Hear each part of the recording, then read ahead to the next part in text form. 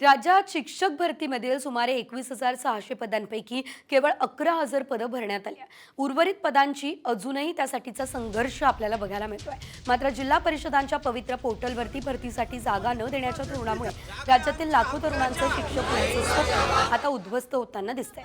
त्यामुळे बेरोजगार शिक्षक अभियोग्यताधारक गेल्या 6 दिवसांपासून पुण्यात शिक्षण आयुक्त कार्यालयाजवळ बेमुदत धरणे आंदोलनावर बसले। या आंदोलनाचं नेतृत्व करणारे अध्यक्ष तुषार देशमुख यांनी काय म्हटलं तेही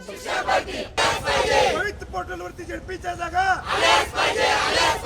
2022-23च्या संच मान्यतेनुसार झेडपीच्या आता 22-23च्या संच मान्यतेनुसार गोंडस आश्वासन दिले आणि ह्या जागा हिरावण्याचं काम करते। या मुलांचं भविष्य उद्ध्वस्त होतंय म्हणून कंटाळून कुठल्याही प्रकारची या निद्रिस्त अवस्थेत असलेल्या राज्य शासनाने व प्रशासनाने दखल न घेतल्यामुळे प्रशासनाची दिरंगाई व राज्य शासनाची उदासीनता याला कंटाळून आज या सर्व मुलांनी निराशाग्रस्त होऊन फास आवळलेत। आज फास दिसत आहेत, उद्या मृतदेह दिसतील, तरी तात्काळ दखल घ्यावी, अन्यथा येणाऱ्या काळाला या प्रशासनाला आणि राज्य शासनाला यांच्या रोषाला सामोरे जावं लागेल।